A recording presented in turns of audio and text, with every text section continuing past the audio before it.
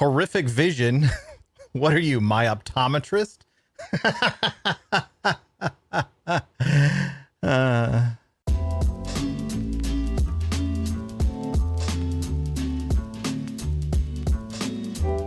What's up, everybody, and welcome back to Sounds Good Makes Sense, a discussion show for the World of Warcraft player and so on. My name is Devilor, and today we got some juicy Classic Plus details to get into.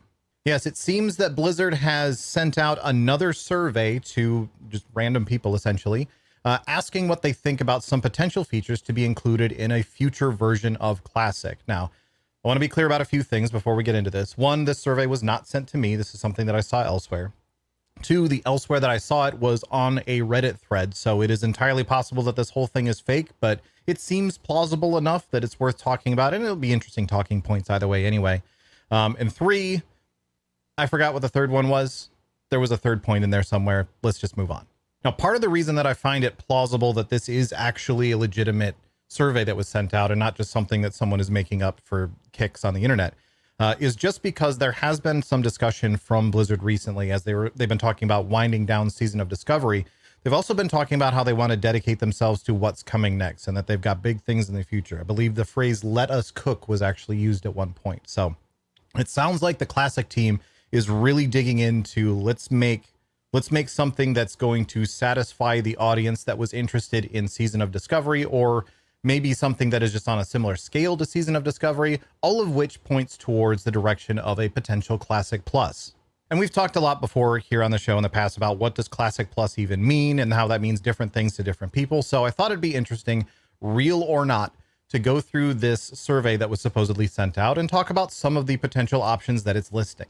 There's also some potential implications about specifically what they're asking and how they're asking it in this survey that may be worth theorizing about a little bit and trying to read behind the lines, or read between the lines, however that phrase goes, a little bit about exactly what's in this survey, which we'll get to as we go through it. So let's just get started. The first thing on this list is the addition of playable Shaman on the Alliance side. And specifically just says the introduction of Shaman class to the Alliance. Now, what's interesting is that they have Shaman for Alliance and Paladins for Horde listed separately, and ironically in this list, which I assume is probably somewhat randomized for each person that receives it, but in this list they happen to be on complete opposite ends. The first item is playable Shaman on the Alliance side, the last item is playable Paladins on the Horde side, and we'll get into what I think about them listing it separately in a second. The idea of having the other factions main class available inside of a Classic era environment, I have kind of mixed feelings about this. For one, to me, a lot of the identity of Classic, not like a ton, it's not like a huge part, like it's not like it doesn't feel like Classic if Alliance has Shaman, if Horde has Paladins, but there is a big element of that world where that just slight difference, like going into Battlegrounds or whatever, or seeing classes out in the world, or participating in raids and so on, there is an element that I think would be lost by not having that slight differentiation in terms of overall gameplay, because it affects everyone on the entire faction, right? You can group with a Paladin or you can group with a Shaman, but you can't group with both. So there is an element of the identity of Classic that I think is lost if those are given to both factions. That said, you could make that same argument for a lot of things that are inside the original case of Classic, like you could make that argument for something is lost if Guardian Druids can now be effective tanks, or there's something that's lost if all three rogue specs are viable in raids. Like, sure, yeah, that it is definitely something different, but it might still be an improvement in some cases. And so allowing for both factions to have access to both Paladin and Shaman may still be an overall improvement to the gameplay and to the experience inside of a Classic Plus environment. So that's kind of why I'm not sure how I feel about this idea overall. It would be cool, like especially having played through Season of Discovery, it would have been cool playing as Alliance to also be able to check out the new stuff that Shaman had available at the same time without having to completely re-roll and play on the opposite faction and not be able to play with my friends in the meantime. That would have been very nice. But at the same time, there is that element of having this slight differentiation in overall gameplay depending on which faction you're playing that hasn't really existed since Classic, since the original like vanilla Classic back in the day inside the modern game. So part of me is a little bit a little bit hesitant to go along with it, but if they did it, I still think it would be fine. I think that's kind of where I'm sort of coming around to on this one in particular, is that I'm not sure, but I'm not against it. Now, the interesting thing about the fact that these are listed separately inside of this survey is more about like the nature of gathering information and trying to interpret what someone's true feelings are based on what ultimately turns out to like being a bunch of bullet points and so on, and like 1 to 5 scales and things like that. Because they've intentionally listed playable Shaman on the Alliance side and playable Paladins on the Horde side as separate bullets in this whole thing. And there's a bunch of just like fun, interesting data gathering tools that can come and like tricks that can come out of something like that. You might be able to interpret if someone says, yes, bring Shaman to the Alliance side, but no, don't give Paladins to the Horde. They're like heavily in favor of Shaman coming to the Alliance side, and they're heavily against Paladins going to the Horde side.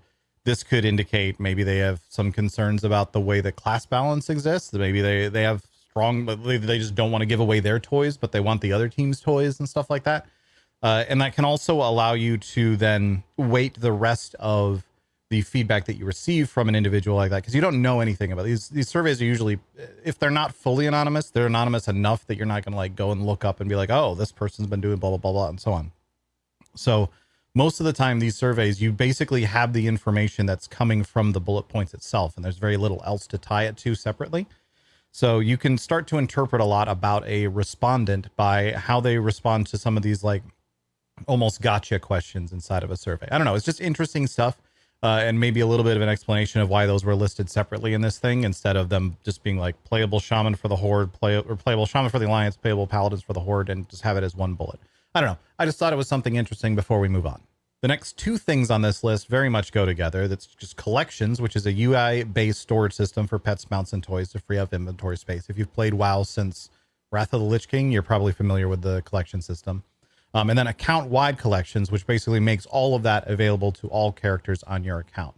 And personally, I think this would be a great thing to bring to Classic. Like, we're not losing anything of real value by having it be that your pets don't sit, like your little combat or non-combat pets, whatever they called back in Classic. They're called battle pets nowadays, and we're going to get to that in a minute. But your pets sitting as icons in your inventory and taking up space versus being inside of a collection where they don't take up space. Like, we're not losing anything by making that upgrade. That's something that it's a clear upgrade for Classic, and in my opinion would be a marked improvement overall. Like, you don't need to be able to have all of your mounts just sitting in your inventory and then put whatever ones you don't want right now in your bank. Like, being able to use those from a collection is very nice. And then also at the same time, like, there may be some mounts, like maybe the Karaji battle tanks and stuff like that, that you would only want to be usable on a specific character because they've earned them. The collection system has that capability of saying this is only for this character, this one is account wide. For the most part, if you've earned a mount, if you've earned a battle pet inside Classic, there's no reason to make people go and earn that again on another character. Like, just make it be account wide. That's fine. There is the question of the racial mounts that's worth asking at that point, of should those be the ones that are considered account wise? Should those be ones that are considered only for those characters that have earned that reputation? But even in that case, like, I think it would be fine to allow people to earn that reputation, but then you don't have to go buy it again. You already have it because it's account wide. You just had to earn the reputation to be able to use it. Moving on, they're floating the idea here of 1v1 duel arenas. This is a special dueling area for 1v1 contests that are viewable by spectators. I love this, and this is clearly something that is coming out of paying attention to what the Classic community has been up to with the dueling tournaments and so on that have been happening. This is a specifically creating an area for that sort of thing to occur that can then also be viewed by spectators. So other people can sit and watch while people are dueling down the middle. Love this idea. Absolutely think this should 100% be on the table for any sort of Classic Plus idea that's coming down the pipeline. That's just straight up to me seems like Blizzard looking at what their community is doing and wanting to create something to support that. And I am so glad to see the Classic team doing that. Here's a slightly more controversial one. New player character models. They're floating the idea of allowing you while playing Classic to use character models similar to those that are used for player characters in modern World of Warcraft. So the modernized player character models being put into Classic. Now, if this is something that's just an option that you can turn on, I'm fine with it. And I assume that's how this would be implemented regardless. I don't see a future in which Blizzard goes, hey, everyone who's playing this version of Classic Plus, you have to have the new character models. You cannot use the old ones. I don't see that happening. So this to me seems like something that's an option. And if it's just an option, then I'm fine with it. For me personally, I would probably leave it off. And that's not out of some like the old character models are better sort of mindset. There are some of the animations that I prefer on the old character models that feel more correct for those characters compared to the new ones. But for the most part, I don't have a problem with the new character models. For me, it's more a juxtaposition of, is the rest of the world, which is all blocky and there's like 7 polygons per house and that sort of thing that's going on. If my character looks super high definition next to this, I don't know, Tauren or whatever, Tauren's a bad example, Centaur that I'm now fighting out in the world, that's just going to feel off-putting to me. It's just going to feel weird. So I would probably leave that option off if it were made available, but I don't have a problem with it being made available to those who want it. Next one seems like kind of a no-brainer to me, but we'll talk about it anyway. It's just in-game events. New events that offer different small quests and casual gameplay around the world. These would release between large updates. Is anyone going to say no to new things to do like that? It seems like an obvious one to me. Maybe they're floating that out there just to see if that's something that anyone ever says. Absolutely not. Do not put new in-game events in this game whatsoever. I hate content. I don't want things to do. I want to log in and just stand there. Like, maybe they're just floating that idea out there in case someone has that opinion. And I don't know, maybe someone in the comments is like, no, actually, here's a good reason why they shouldn't add new in-game events. But I certainly can't think of one. I think adding new in-game events, as long as they fit into the feel of Classic and so on, I think that's fine. I think that's good. I think Season of Discovery proved that they can do that.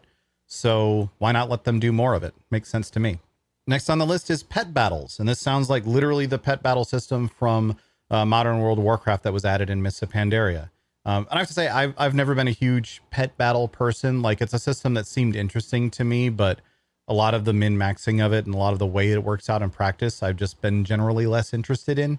It seems like a lot of times most pet battling just comes down to collect these 3 pets, use this specific spec. Congratulations, now you're better than everything else. And like the balance is just pretty far off in that regard.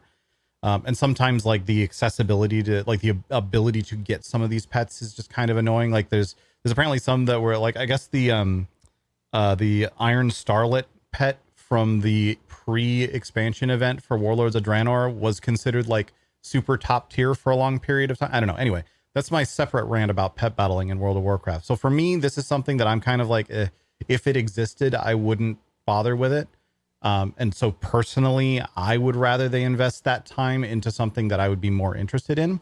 But at the same time, I'm aware that a MMORPG like World of Warcraft, and especially in the way that Classic was meant to exist, is meant to be kind of a something for everyone sort of thing. So if they wanted to put pet battles in, I wouldn't be upset about it. I just probably wouldn't play it. Next up is leveling professions improvements. This is the ability to make more usable gear for yourself as you level and be able to craft it at level appropriate trade skill levels. I've had a few general rants about professions in World of Warcraft, both on stream and on this channel in the past. I've never really loved the way that professions work in WoW. I do think the way that they kind of worked in Classic at the end game is the best that it's been. Because a lot of that boils down to, I don't like the idea of a profession being something that you only invest in so that you can make things for yourself. The idea, like literally the word profession, the word trade skill, the word trade is right there in the term trade skill. These are things that in many MMORPGs in the past are primarily revolving around the ability for you to learn how to do something and then sell your wares to other players. And they're meant to be an interaction layer for you to be like, okay, I am a master blacksmith or I'm a master artisan. I've used this example before. That's what I did in Star Wars Galaxies. I am someone who is able to create these cool items, and my gameplay now revolves around, or at least a core part of my gameplay revolves around creating these items and then trading them to other players, finding customers essentially, having them come to me, and then I give them other items. So I've always been kind of meh on professions in WoW. I've done the profession grind a lot of times. It's just kind of whatever to me. It's often something that I've done because I felt like I had to get those personal benefits. I I don't like the way professions in WoW work in general, and it's never really been a great, like, strong contender for me in terms of what makes the game great. So the idea of improving professions, I am very on board with. But the idea of that improvement being, hey, now when you're leveling professions, you can make yourself more gear. It's like, it's not what professions are. That's not what that's supposed to be. If you want professions to be something that is, to me at least, if the target audience for Blizzard with professions happen to be Devilore in a given day, which it's probably not, so take this all with a grain of salt. But if they were creating professions in a way that I wanted to play them, it would be more about creating things that you can make as these professions that other players will then want, and making those items, like making them be, allow me to make good BOE items that I can sell to other players while they're leveling that will be better than what they're getting from their quest gear. Like, that seems like pretty low stakes results. These new items that they're talking about, like the ability to make more useful gear for yourself as you level and be able to craft it at level appropriate trade skill levels.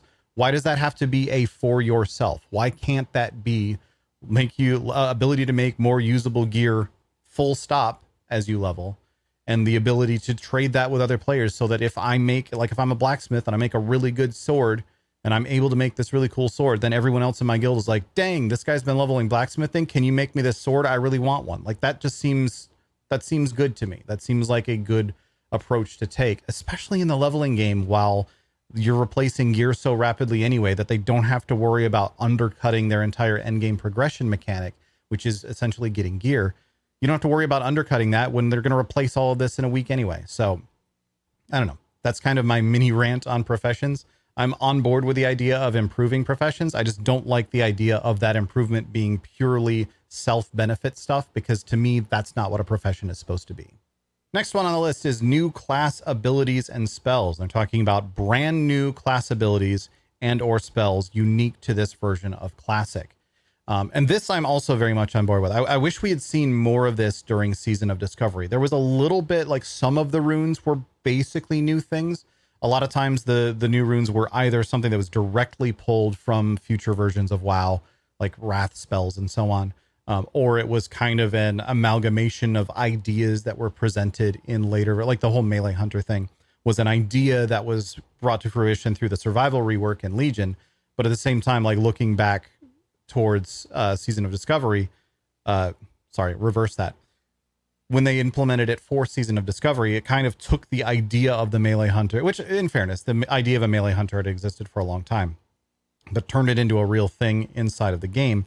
But this was still a concept that had been around for a long time.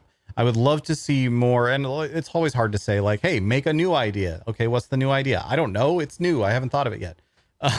But I would love to see more net new things added to Classic Era, or Classic Plus, sorry, in a way that fits the vibe of the time, that fits the way everything else is working inside of a Classic environment. Because the reality is, and I think a lot of people realize this as well, regardless of the fact that the war within is called World of Warcraft, and so was World of Warcraft in 2004 called World of Warcraft. They're very different games these days. So having abilities that are created and added into the game that fit that original vibe, that fit in with everything else that's going on there, instead of just being, here's something that was added later, let's bring it back over. A lot of those things that were brought back into Season of Discovery fit really well. Like, I actually really liked what they did with marksmanship hunters with, like, Chimera Shot and stuff like that. It felt pretty good in Season of Discovery. Discovery. I can't talk today. But I would like to see more net new, very original things added, and just give the Classic team the ability to be a little bit more creative, that not have everything just be, what's an idea someone else already had, let me figure out how to implement it. Allow them to come up with their own and implement their own ideas as well. I just think that'd be a good thing for the game. Now, this next one is interesting. Honor Rewards Redesign. It says move honor rewards away from the original WoW model and towards a more seasonal model where new honor rewards are added to coincide with new PvE raid tier updates. So essentially they're saying, don't do it like the old one, do it like the new one. Basically the stuff, the way that seasons started working in the Burning Crusade, I think, was originally when this started coming out, where whenever there was a new raid tier that was added, there was also a new seasonal PvP tier that was added. It's interesting to me that they've phrased it this way, because it kind of sounds like they're trying to say, here's this brand new idea, but it's really just the old idea. It's an idea almost as old as Classic. It's a difference of 2 years. But I still think the way that I think the concept of redesigning honor rewards from Classic is a good idea, because the way they worked in Classic just sucked. I know there's a lot of people that liked it. I'm not one of those people.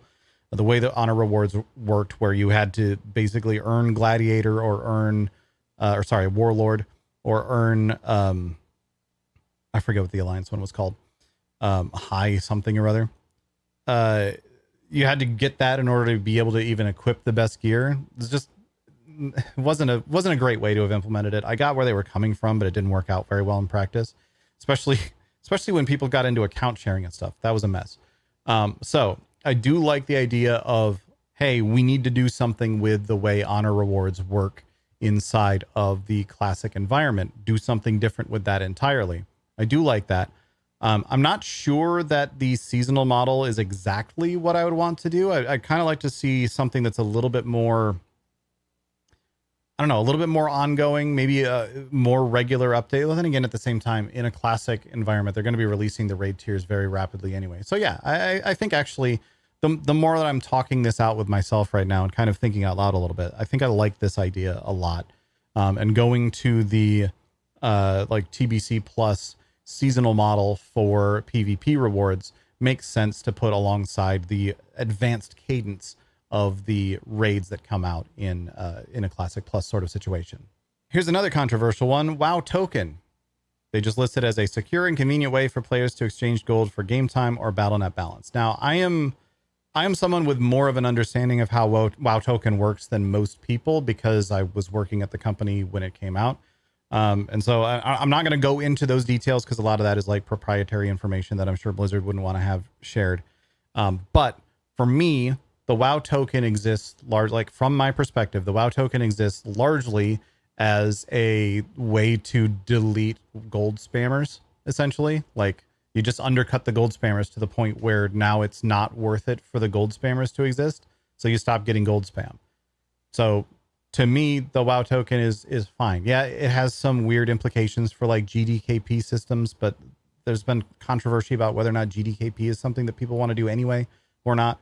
And inside of a Classic environment, it's honestly kind of unnecessary. Like, you don't need to get that serious about individual drops. Inside of a WoW Classic, like inside of a vanilla environment, you don't need to get that serious about drops for most stuff. Potential for that if they start adding new raids and stuff, but I don't know. The GDKP thing is kind of a secondary thing for me.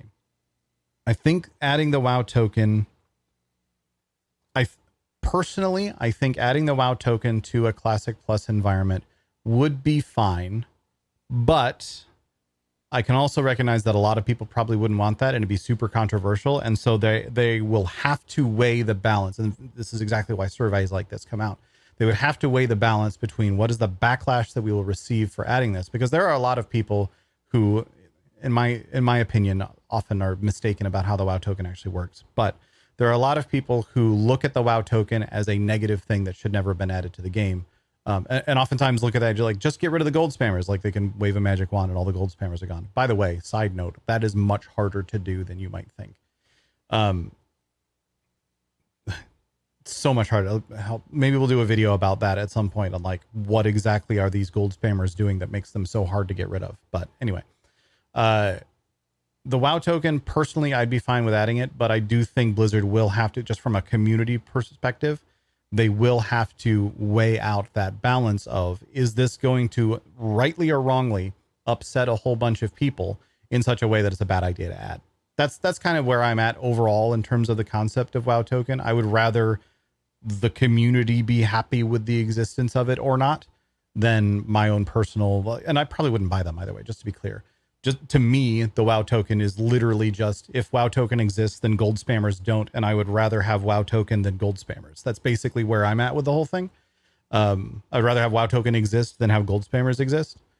That's kind of where I'm at with the whole thing. It doesn't affect me enough otherwise for me to really care. But again, it's a hot button in the community, so Blizzard will have to be careful with it.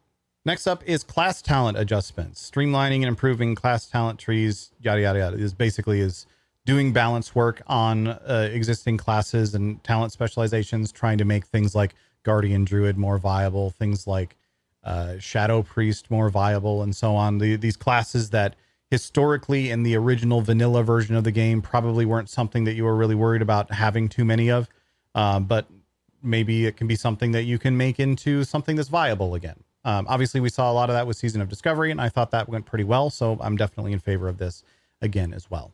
This next one is really interesting. It's called Account-Wide Perks and Progression System, a system to allow you to gather points and spend them on account-wide bonuses, such as quality of life and convenience, encouraging playing alts or specializing in specific activities. As it's described here, I am intrigued. I'm looking at this and going, that could be interesting. Or it could be terrible. This is one that I really think I would have to know more about what this actual system they're proposing is. I think the concept could be really good. I think the idea of having some sort of something that encourages you to play more alts in Classic is a good idea, because honestly, that's a lot of what Classic boils down to for like the more hardcore end of the gameplay. Is you're less about you can reach your fully optimized build pretty rapidly compared to the modern game inside the Classic environment. So there's less of a need to optimize, keep farming on the same character, and eventually just turns into I'm raid logging on this character and playing this other one just to have something to do in the meantime. So having that feed into some sort of account-wide progression system that's like, hey, as you're leveling these alts, you are still earning something that will then contribute to something that you can make use of on your main character. I think that could be, that concept is solid. It just really boils down to what are these perks? What is the progression system? How does this work? Does this then force everyone into, well, if you want to enjoy Classic Plus, you have to level 10 alts?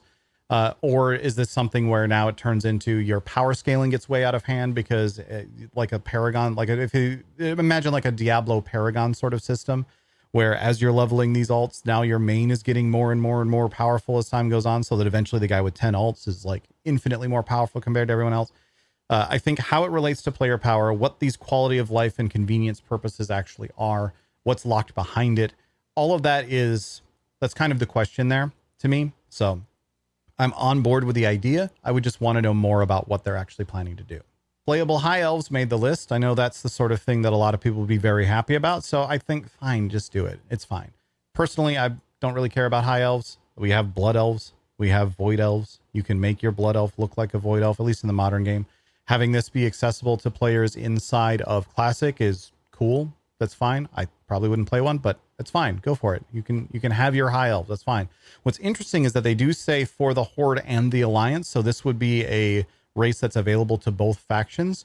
And I would be curious how they kind of tie that in with the story, with the High Elves being playable for the Horde inside the OG, like just after Warcraft 3 sense that the original World of Warcraft had. That could be interesting. But again, I'm fine with it. I think a lot of people would be very excited about that. So it's something they should probably do.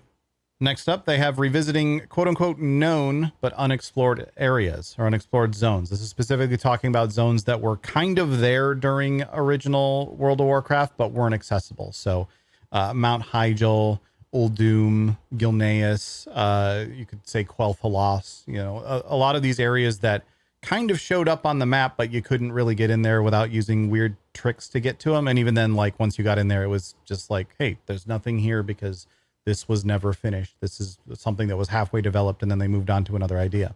So the idea of going to those zones and let's actually finish them. Let's see what was in mind here. Let's go and explore Hyjal. Let's go and explore Gilneas and so on inside of the original Classic environment.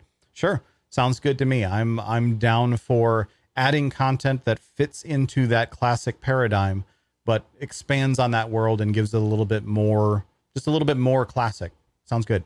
Next up, this is an interesting one that they threw on here, is player housing. The concept of bringing player housing, they actually say for players and guilds, the idea of bringing player housing into Classic Plus. I'm down for it. I like player housing. I think that'd be cool. I'd want to know what they're planning to do in terms of that system. Like, are they just going to use the modern system and backport that into Classic somehow? Is it going to be something that's more instanced, like the way that we've seen things exist in games like Anarchy Online, which was a similar MMORPG to World of Warcraft when it came out? I don't know. There's a lot that could potentially be done with this, but player housing, heck yeah, bring it on. There's achievements on the list, basically the achievement system that was added in Wrath of the Lich King. I would assume is what they're talking about, just porting back to Classic. I'm not a big achievement hunter personally, but I know that a lot of people would be, and it might be the sort of thing that adds some more longevity to someone's Classic experience. So I'm down with achievements being added. I don't think it's a negative thing in any way to be added to the original game. The only possible exceptions would be if it was added in a way that then people started like link your achievement or I'm not inviting you to this guild or inviting you to this group sort of thing. That's one negative that I could see coming out of this. But at the same time, people are kind of doing that anyway. So it's whatever. Just one less hoop to jump through essentially. They have cross realm play on here, and cross realm play actually is one that I'm okay with. I can invite someone from another realm to group with me if they're playing on another realm, and I want to do a dungeon. I can invite them to my group, and now our 5-player predetermined dungeon is we have one person in here or two, or maybe we're all from different realms, but this is something that we have intentionally said yes, we would like there to be other players here right now. I am fine with that sort of thing inside instances. It already kind of exists for Battlegrounds in some ways. I'm fine with that in those situations. Being able to intentionally group with people. I don't want cross-realm zones in Classic. There were good reasons why cross-realm zones were added to the game in the future, but that was mostly because there was so much of the rest of the world that people were spending all their time in at that point that the original zones were empty.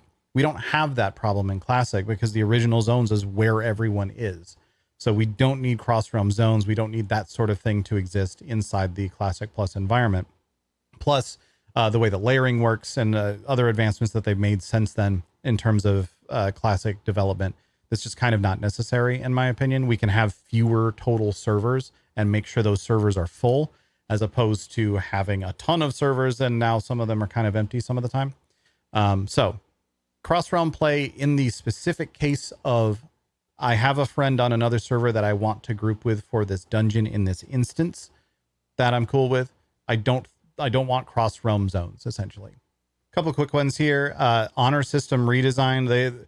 They basically kind of have the same idea generally listed twice, but what they have listed under honor system redesign is instead of honor rewards redesign is like removing the hard honor cap, making the system more evergreen and continually engaging. I'm fine with it. Yeah, I would want to know what any of that means to know whether or not that's the system that I would enjoy, that I would want to participate in.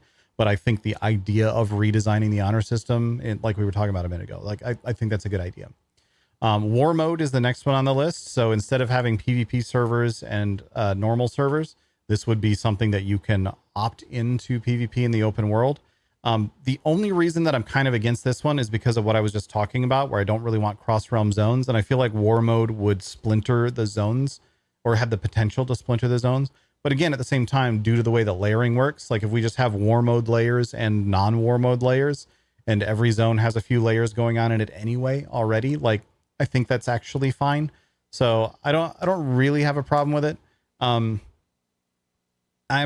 still a bit wishy-washy on the war mode thing, though. I do think there is some value to that old school concept of, do you play on a PvP server or not?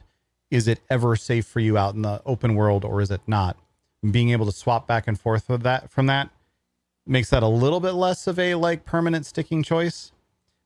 But at the same time, like I don't actually care. Like people will transfer servers anyway, so why not just let them transfer? Why not let them just change their minds about whether they want to be? I think that's fine. I think I would be fine with war mode being added to Classic Plus. There's a few more obvious ones in the list here. Brand new zones. They're talking about completely new playable areas with unique lore. These are new zones that we haven't seen before that get added to Eastern Kingdoms and Kalimdor.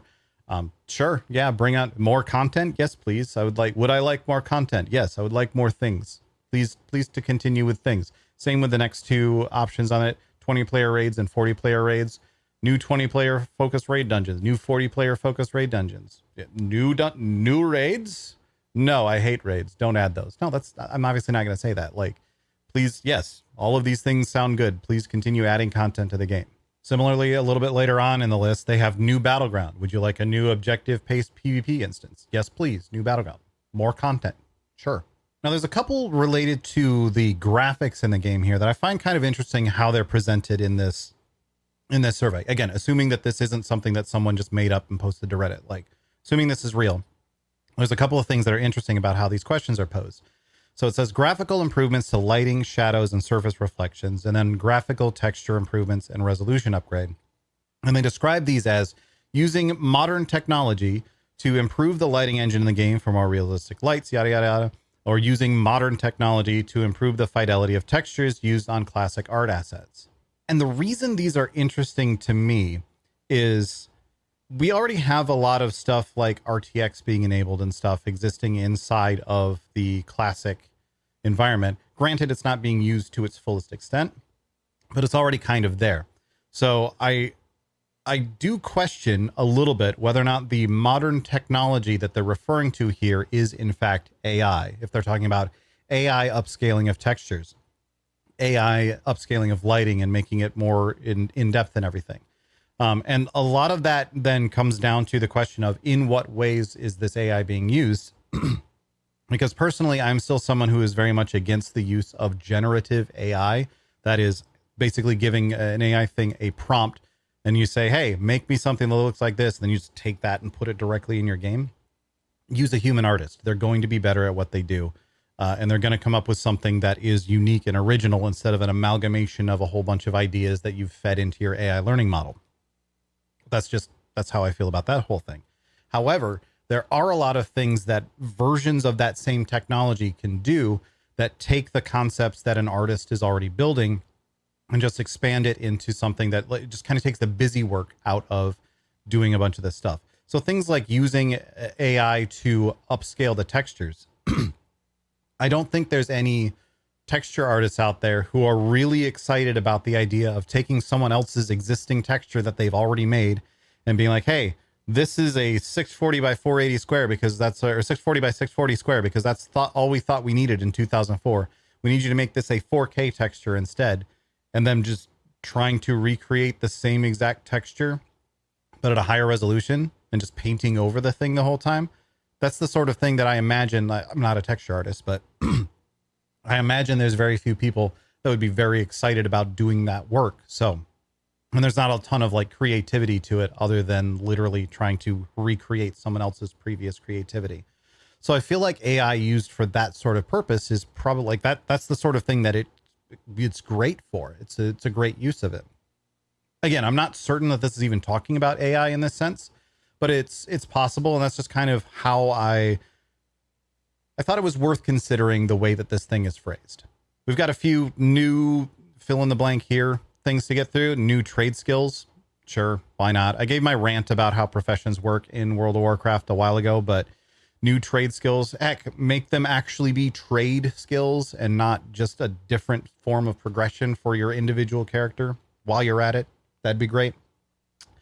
New race and class combinations. Sure. I'm all for that. In fact, I've kind of come around to the opinion that race and class restrictions is kind of weird in World of War. Like, why? We don't need that anymore.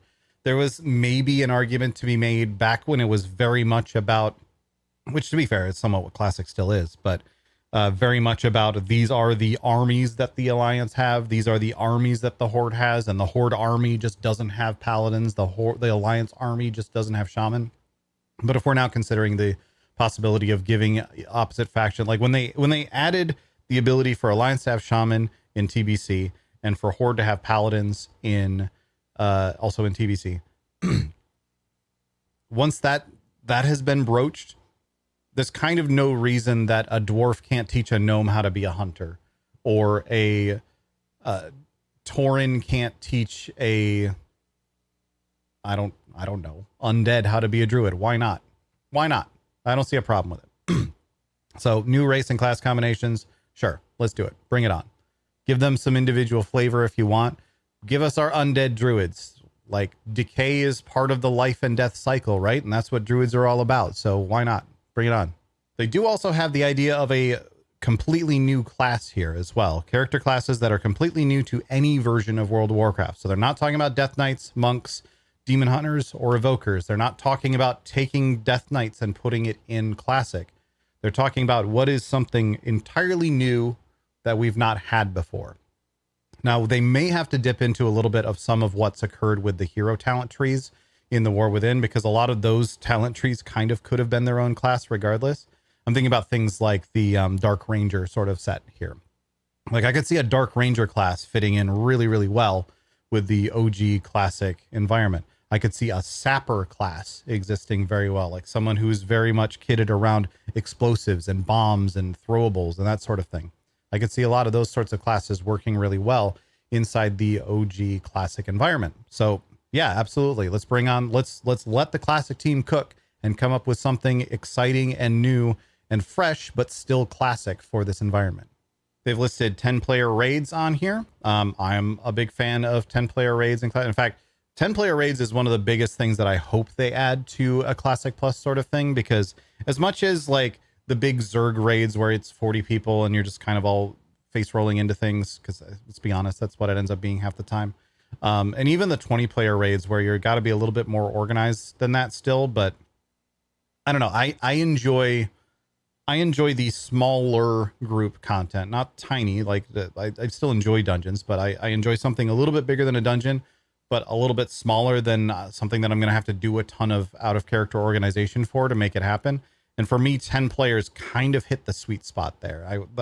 Season of Discovery, especially, I enjoyed the most when 10 players was the kind of end game group size for the different phases that we were ending in. So I would love to see more 10-player raids. I would love to see that become something that is more of a focus inside of a Classic, or at least have them be their own separate side little thing that can be a main progression path for a group of people that wants to focus on that. And the last couple of things from this survey, at least in terms of the list of topics, one is cross-realm guilds. That's the ability to invite your friends from other realms to join your player guild. I think if they do the cross-realm instance thing, the cross-realm instance grouping thing, then adding cross-realm guilds would be good. But if you can't group with them, then don't add the guilds. Like that's weird at that point. So that's just kind of seems like an obvious one to me. And then transmogrification. I have yet to see anyone who makes a valid argument for why transmogrification shouldn't be in the Classic game. Like I guess there is the slight argument of you can kind of tell how geared someone is by what you see them wearing. So if you're fighting them in PvP, you know, oh God, this guy's in tier 3 versus this guy's in questing greens. But I also don't necessarily know that that is a super like valuable addition to the game, because then it means that the people in questing greens get picked on all the time and the people in tier 3, everyone runs away from them when they're trying to do PvP.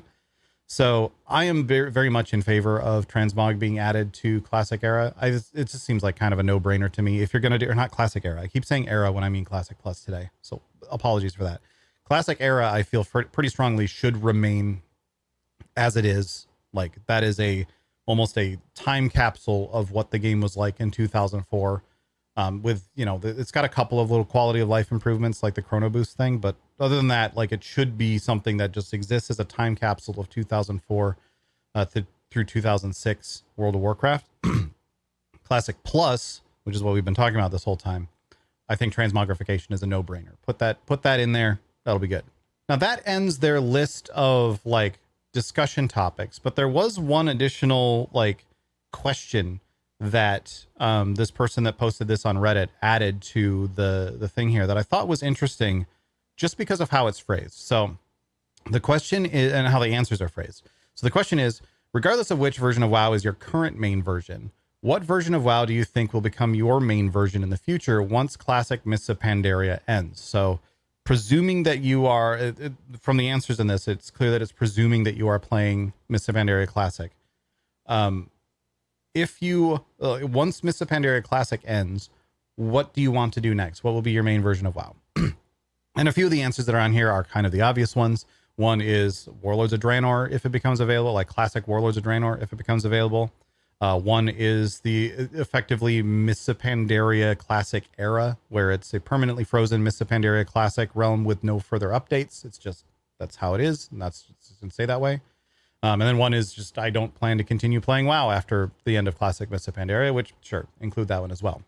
But what's interesting is the other 4 options that they put on this list that could be answered in response to this question. You would think kind of those 3, plus then theoretically like the modern game, War Within, would be the option for what are you going to play after Mists of Pandaria Classic ends? Am I going to play Warlords of Draenor? Am I going to stay on Mists of Pandaria? Am I going to stop playing WoW? Or am I going to go to retail? Like those seem like the obvious answers.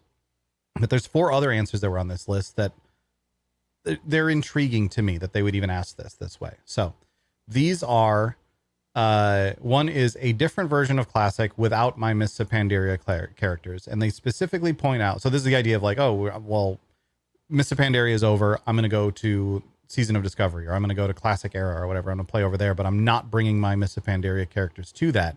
And the reason they specifically point out without my Mists of Pandaria characters is because the other 3 questions have the notion in place that you could bring your Mists of Pandaria Classic characters to it.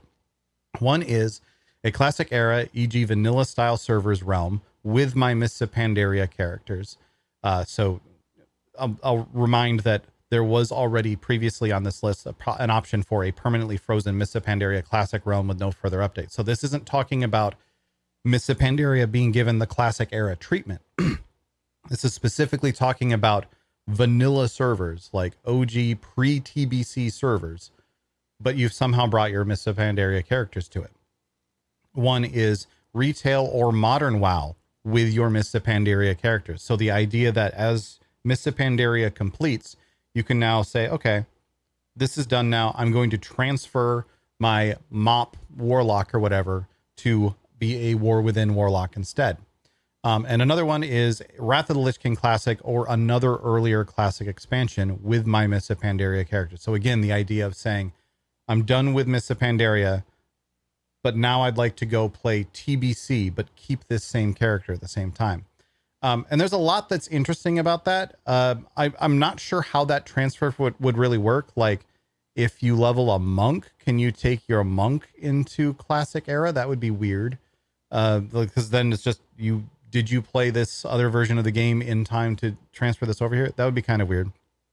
I'm guessing that a lot of this is just Blizzard trying to figure out like the long term, if we're doing these like seasons, essentially, even still, of Classic environments, what do we let people do with their characters once that season is over? Once Mists of Pandaria ends, it also kind of seems like they're floating the idea that maybe they don't go to Warlords of Draenor after Mists of Pandaria, which honestly, I don't think a lot of people would be super upset about that. I don't know how many people are really looking forward to Classic Warlords of Draenor, but I don't know. Maybe there's probably some people. Maybe that's more than I'm expecting. But either way, the idea of once MOP ends, maybe, and in fact, maybe you don't. Maybe even if Warlords of Draenor comes out, maybe that's not what you want to do next. Maybe you want to go to something else at this point.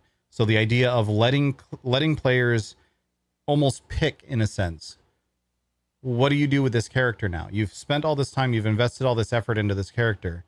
It's clear that, like, just from history of MMORPGs, allowing a character to just sort of stop and like, you've put all this effort in this character and now you can't play them anymore, is pretty bad for people's like ongoing connection to the game. Like if I logged into Modern WoW today and it was like, oh, by the way, the season's over and so all your characters have been wiped, I probably wouldn't play WoW anymore at that point, despite like the fact that I still like the game. I wouldn't go, oh, cool, time to level an all new set of characters. No, I'd be like, where are my characters? What is going on here? Why have I lost all my characters? And so the struggle for Classic has been what happens when we reach the end of things, and especially looking at stuff like Season of Discovery, which they've said they're going to leave it up for a while, but eventually it will come to an end. What are they going to do with those characters once that ends? I almost wonder a little bit, actually, as I'm just thinking through this out loud.